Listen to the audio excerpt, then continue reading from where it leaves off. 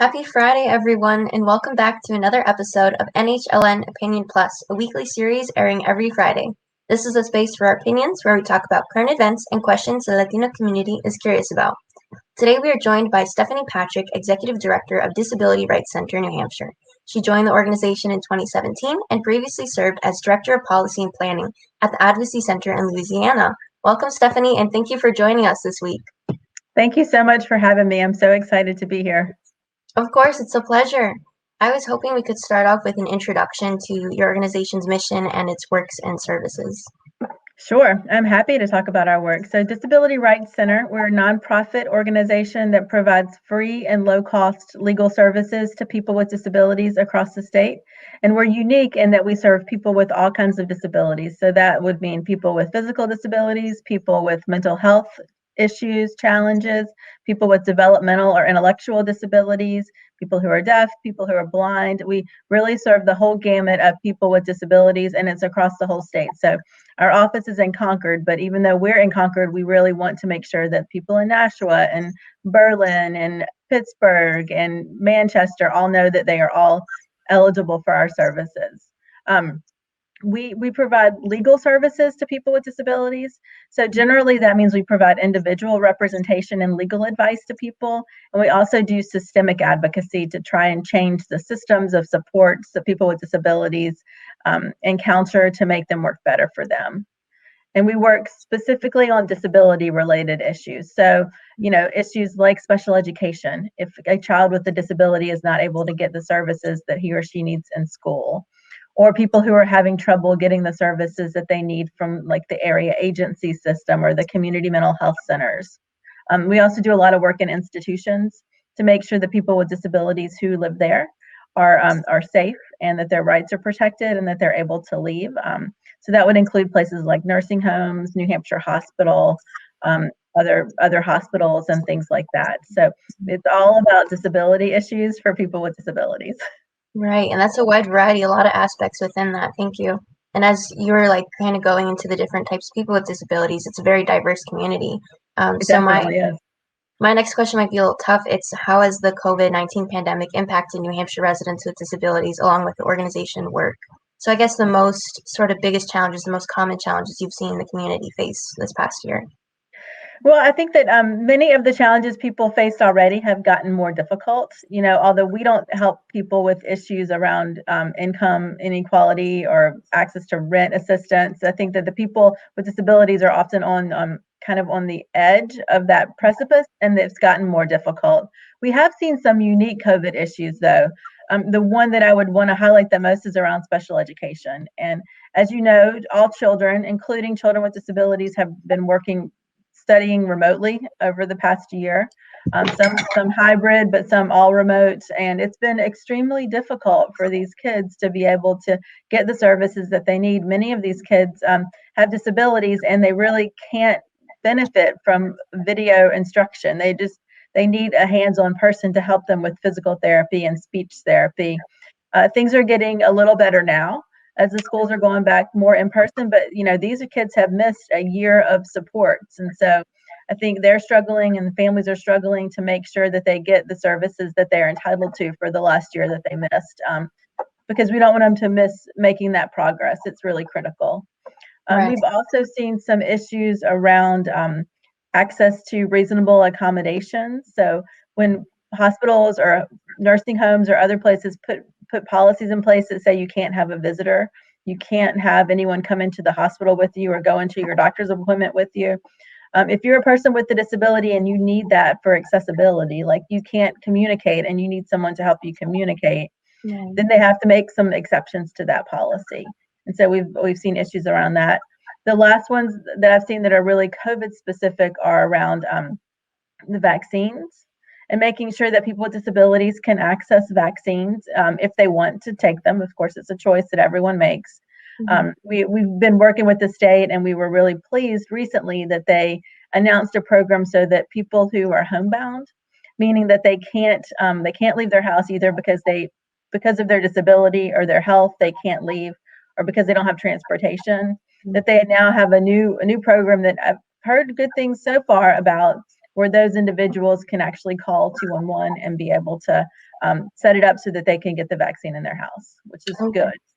Wow, yeah, I wouldn't even think about, yeah, going at home, like the idea of transportation and like the different types of challenges of getting the vaccine. That Yeah, and because a lot of those people that can't leave their homes have people coming in to help them.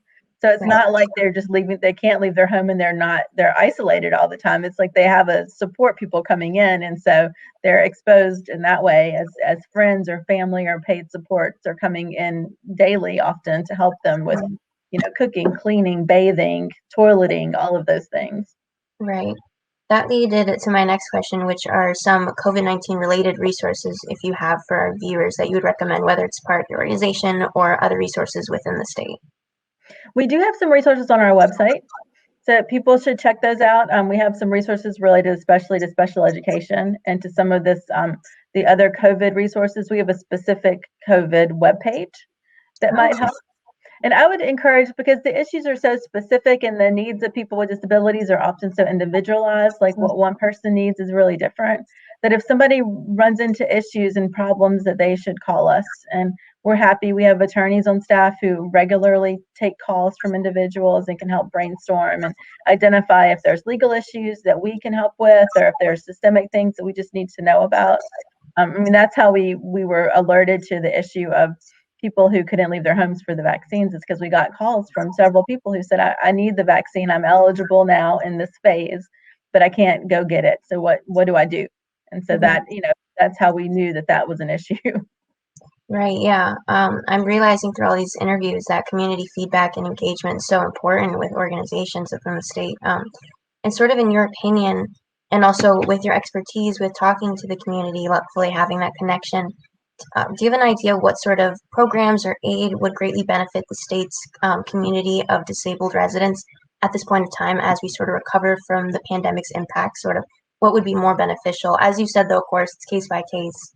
Um, Yeah, I think that one of the issues is that many people with disabilities need paid supports to live successfully in the community. They need someone to come in to help them, to do the basic activities of daily living. And I think many people are struggling to be able to get those. New Hampshire is great in that we have a really robust economy and a very low unemployment rate, especially pre-COVID. But that meant that it's really hard to find people who are willing and able to come into your house and be able to do this work, often for very low pay and not nearly as much as they should be getting for the work that they're doing. And so it's often a struggle to find the people to be able to provide the supports in school, at home, and wherever people with disabilities are and want to be. Thank you for that. So moving a bit forward, I was wondering, what are some of the organizations, what are your biggest goals for 2021 and upcoming years, you'd say?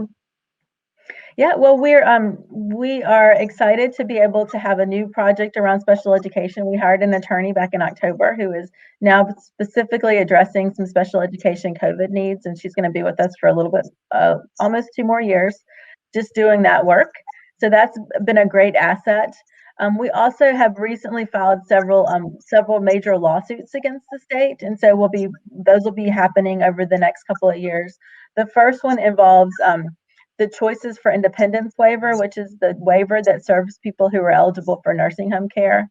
And people were not able to get the care that they needed. They would be approved for care and just wait months before they actually could get someone in their home. And their health would just get worse and worse. And we tried to advocate to try to help get the state to fix it, but it wasn't successful. And so we have this lawsuit now.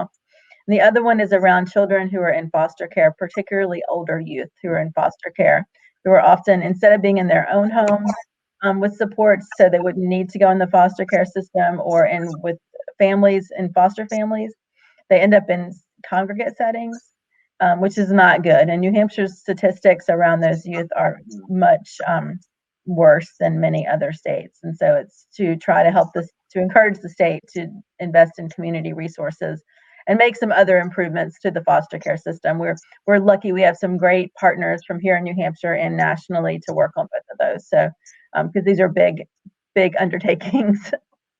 Yes, absolutely. I read a little bit about those. So thank you for going over them. We'll definitely include those within the resources along with this episode. Everyone, please check out. So I guess we're almost running out of time, so I'd love to go a little bit into also the new Spanish materials that the organization has been providing.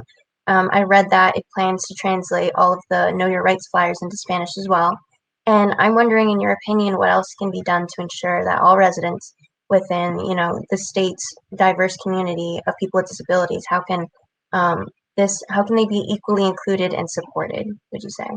Yeah, I mean, I think that we're still learning that. We were glad just over the last month or so to debut some web pages that are specifically in Spanish. You can go right to drcnh.org and you'll see the click on the Spanish button, and it allows people to read a little bit about what we do, and then also to access our contact us page in Spanish, so that people can write to us and let us know if they need help. And then we are in the process of translating materials. We're trying to prioritize the ones that seem to be used the most and the most needed. And we are committed to, as resources allow, to getting those flyers translated too. I would love to hear from people if they have suggestions on how to better serve the community. We just recently debuted these. We normally use Language Line when people call us and they need assistance in another language, because we don't have staff who speak Spanish or any other languages really, which I wish we did, but we don't. But yeah, I mean, if there's other suggestions or ideas about how to really, really reach out and make sure people know about our services, I would love to hear it. Thank you for that. Um, how can residents, would you say, how can they get involved and stay updated with the organization moving forward? I think the best thing to do if you want to just kind of keep up with what's happening at DRC and to what we're doing is to sign up for our newsletter. We send it out only once a month, and then once we get, if there's special like breaking news about vaccine access or litigation or things like that. So you're not going to get inundated with emails. So if you sign up, and you can do that right from our website, it's on the bottom of every page. I think that if people need our help, and I really hope that I really feel like the types of services that we provide are one of those things that you don't really need until you really need us. And so it's hard to know and to get connected to people when they really need us, because most people most of the time are going to say, thank you, I appreciate hearing this, but I don't need a lawyer. Things are good with me, which is how we want it to be. We don't want everyone to always need lawyers all the time. But when they do need us, it's like, how do we get to them so that they know now's the time to call? And so I think as people are watching this and thinking, oh, I know somebody who might need help, like I really wish they would say that and encourage them to call us, because every year we work really hard to set our priorities about what we think are the most important issues, but sometimes things come up that we didn't even know about. And so the only way we can figure that out is if we hear from people. Right, that's beautifully said. Before we go, are there any other, because the organization has such a variety of services, are there any other resources, news, upcoming events that you'd like to share with our audience before we go? Yeah, I think one of the other things that we do that I want people to know about is about voting rights. We are really committed to making sure that people with disabilities know about their voting rights, and that we partner with other organizations who care about voting rights to get everyone out to vote, no matter what political party you have or who you decide to vote for, but to make sure that people with disabilities and everyone really has the resources to make good decisions about who they vote for, and then they can go access the polls in person on election day or by absentee ballot or whatever really is the most convenient for that person with the disability. So we haven't, we love to talk about voting rights. It's not such a big issue right now since we just had such a big election, but it'll be here before you know it, the next one. Oh, absolutely. It's something, to keep in mind. And it can be sort of complicated, at least with the pandemic. Voting Yeah, itself it's yeah, different. definitely. That's an amazing message. Yeah, it's always important to get marginalized communities their voice within that. Thank you so much for talking with us, Executive Director Stephanie Patrick. We appreciate your time and expertise, so thank you for being our guest on NHLN Opinion Plus this week. I really appreciate being here and talking to you too. Thank you so much. Of course, it was a pleasure. Please take care. Everyone, please tune in next week for another episode. You can follow us on Twitter at NH Latino News and Instagram at NH_Latino News. I'm Belen Dumont with NHLN Opinion Plus, and I will see you all next time.